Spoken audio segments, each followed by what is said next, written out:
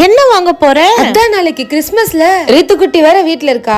சரஸ்வதி வந்திருக்கா. கப் கேக்னா ரொம்ப பிடிக்கும். அதான் வாங்கலான்னு போறேன். இதுக்கு எதுக்கு கடைக்கு போயிட்டு வீட்லயே கோதுமை மாவு வச்சு சாக்லேட் கப் கேக் செஞ்சிடலாம். Super idea. கோதுமை சாக்லேட் கப் கேக் செய்ய 3/4 கப் சர்க்கரையும் ஏலக்காயும் சேர்த்து ஃபைன் பவுடரை அரைச்சுக்கலாம். அரைச்ச சர்க்கரை பவுடரை ஒரு ஜல்லடையால ஜலிச்சு எடுத்துக்கலாம்.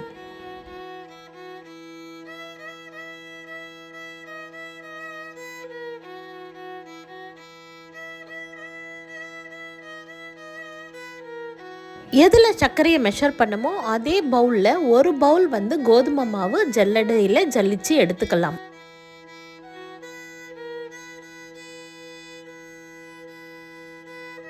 ஒரு மிக்சிங் பவுலில் இந்த கோதுமை மாவும் சர்க்கரை பவுடரையும் சேர்த்துக்கலாம். 1/2 spoon baking soda, 1/2 spoon baking powder ரெண்டுத்தையும் ஜல்லிச்சு எடுத்துக்கலாம்.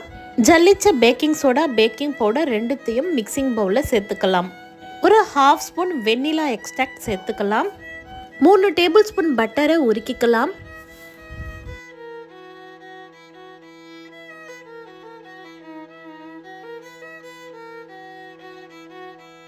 இப்போ பட்டர் நல்லா உருகிடுச்சு. உங்ககிட்ட பட்டர் இல்லைன்னா எண்ணெயும் சேர்த்துக்கலாம். கோதுமை மாவு, சர்க்கரை, இந்த வெண்ணெய் இதெல்லாத்தையும் ஒன்று சேர கலந்து விட்டுக்கலாம். 3/4 பவுல் வந்து பாலை வந்து நம்ம சேர்த்துக்கலாம். காய்ச்சி ஆற வச்ச பாலை நம்ம சேர்த்துக்கலாம். வால்நட்டை நல்லா க்ரஷ் பண்ணிவிட்டு அதையும் சேர்த்துக்கலாம். கொக்கோ பவுடர் 1 ஸ்பூன் சேர்த்துக்கலாம். கொக்கோ பவுடர் இல்லைன்னா இன்ஸ்டன்ட் காஃபி பவுடர் இருந்தால் அதையும் 1 ஸ்பூன் சேர்த்துக்கலாம். இப்போ பால் 3/4 பவுல் சேர்த்துக்கலாம். இதெல்லாம் ஒன்றா சேர்த்து நல்லா கலந்து விட்டுக்கலாம் ஒரு பீட்டரால்.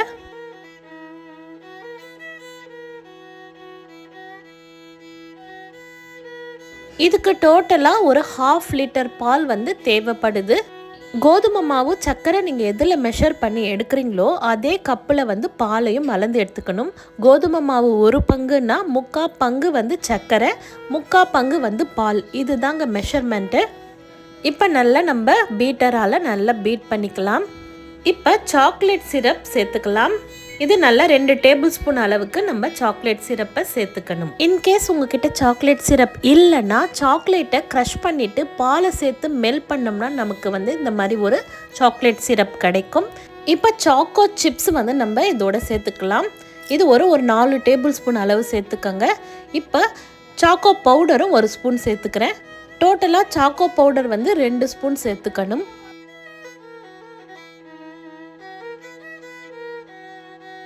நான் சாக்கோ கப் கேக் செய்ய நம்ம வீட்டில் யூஸ் பண்ணக்கூடிய இந்த பேப்பர் கப்பை நான் எடுத்துக்கிறேன். இப்போ இந்த கப்பில் நம்ம பட்டரை ஸ்ப்ரெட் பண்ணலாம். பட்டரோ இல்லைன்னா ஆயிலை கூட ஸ்ப்ரெட் பண்ணலாம். அப்போ தான் கேக் பேப்பர் கப்பில் ஒட்டாமல் வெளியில் வரும்.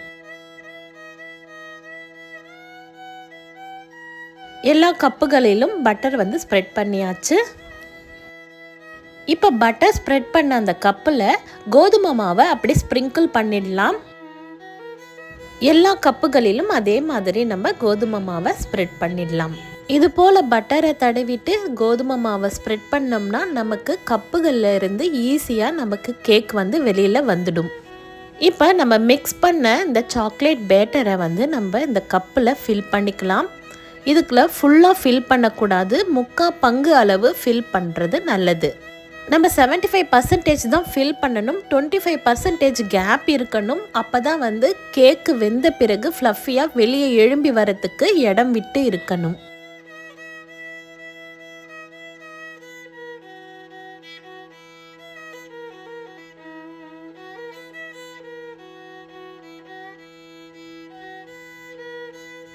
ஃபில் பண்ண பேப்பர் கப்பை இது போல் டேப் பண்ணிடணும். இது மாதிரி எல்லா பேப்பர் கப்பையும் தட்டி விடலாம். குக்கர் வந்து ஆல்ரெடி நான் ப்ரீ ஹீட் பண்ணி வச்சுருக்கேன் அடுப்பில். 20 மினிட்ஸ் பிஃபோரே நான் ஸ்லோவில் ப்ரீ ஹீட் பண்ணி வச்சுட்டேன். குக்கரை அடுப்பில் இருக்குது. இப்போ இந்த கப்பை தட்டிட்டு நம்ம வந்து சாக்லேட் சிப்ஸை வந்து மேலே தூவி விட்டுடலாம். அப்போ தான் அது வெந்த பிறகு நல்லா மெல்ட் ஆகி வெளியில் வரும்.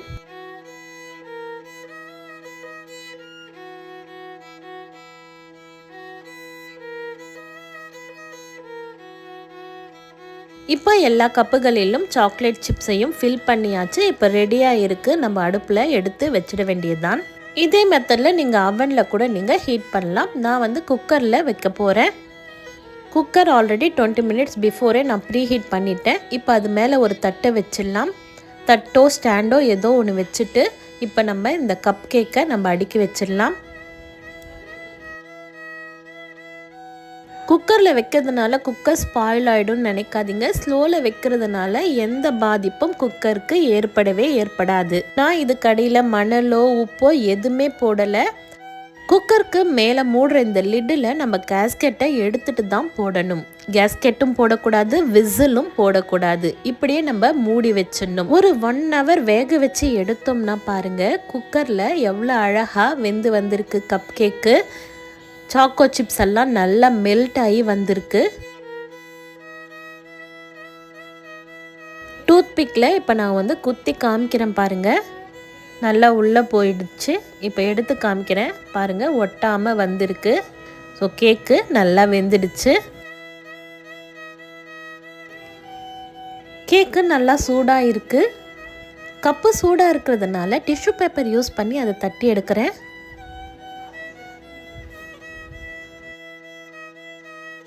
அழகாக வந்து வெளியில் வந்து வீந்துடுச்சு பாருங்கள்.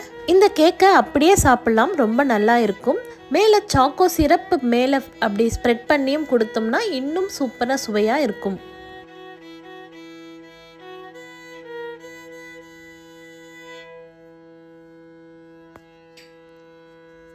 கேக்கு இப்படி சூடாக இருக்கும்போது இந்த சாக்கோ சிரப்பை மேலே ஊற்றிட்டு சாக்கோ சிப்ஸை மேலே அப்படி ஸ்ப்ரெட் பண்ணிவிட்டு ஸ்பூனில் இப்படி கட் பண்ணி அப்படி சாப்பிட்டோம்னா அப்படியே சாக்கோ லாவா கேக் மாதிரி இருக்குங்க. டாமினோஸில் இருக்கக்கூடிய அதே சுவையோடு இருக்கும்.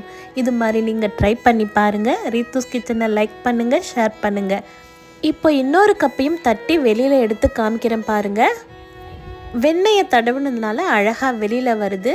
இப்போ அழுத்தி காமிக்கிறேன் பாருங்கள், எவ்வளோ ஸ்பாஞ்ச் மாதிரி இருக்குது இல்லைங்களா? ஸோ சூப்பர் சாஃப்டாக டேஸ்டியாக இருக்குங்க. வின்டர் ஹாலிடேஸில் குழந்தைங்க வீட்டில் இருப்பாங்க, கிறிஸ்மஸும் வருது. அதனால் குழந்தைங்களுக்கு இது போல் சாக்லேட் கேக்கை நீங்கள் வீட்லேயே செஞ்சு கொடுங்க. அதுவும் கோதுமை மாவு வச்சு செய்கிறதுனால ஹெல்த்தியும் கூட.